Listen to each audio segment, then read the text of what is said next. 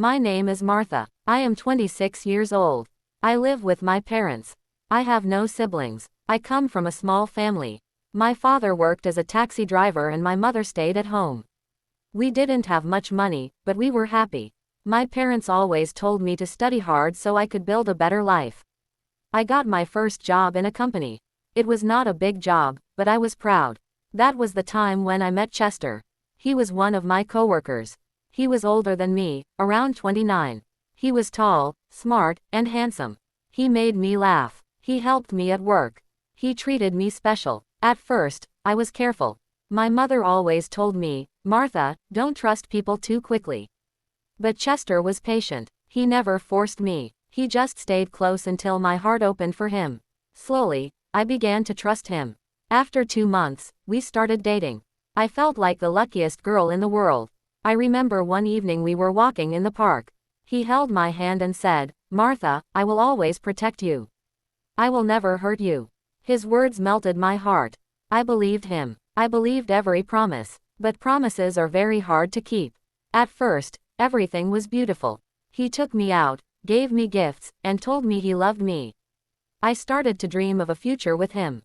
I imagined us getting married one day. But soon things began to change. He became controlling. He started asking me where I was going, who I was talking to, and why I was not answering my phone quickly. At first, I thought it was because he loved me too much. I told myself, it's fine.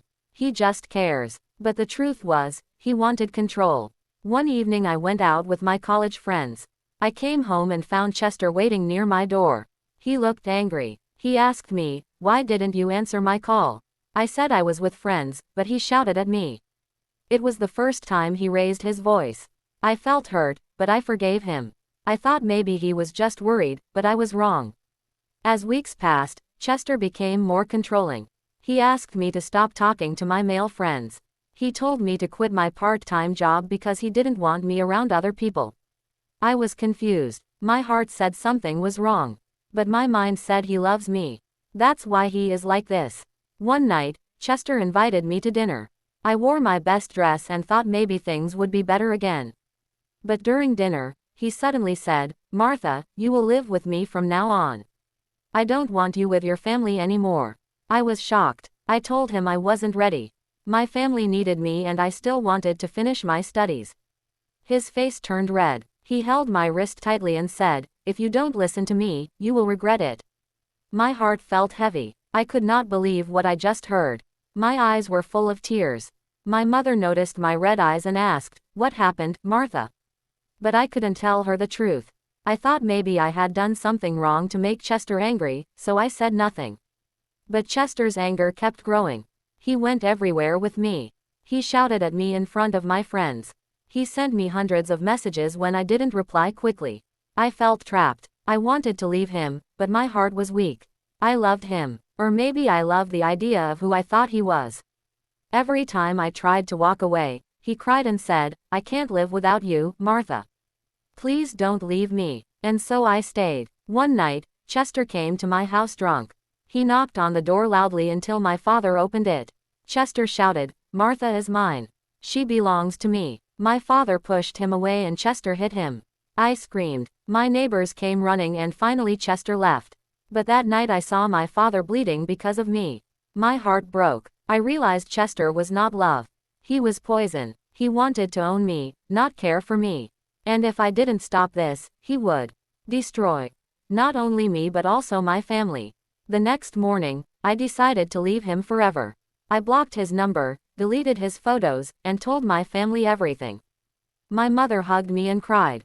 My father said, "You are not alone, Martha. We are with you." But even after he left, I was still scared. I would hear footsteps at night and wonder if Chester was outside. I would look at my phone, scared of unknown numbers. My life was filled with pain. Slowly, I tried to heal. I found a part-time job in a small gift shop.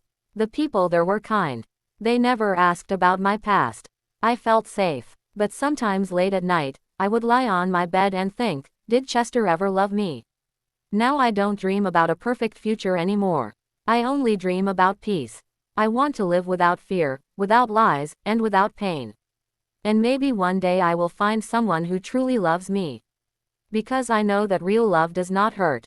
Love can be beautiful, but it can also become scary. If someone makes you feel scared, that is not love. It's a warning to walk away. If you like this story, please like, comment, share, and subscribe.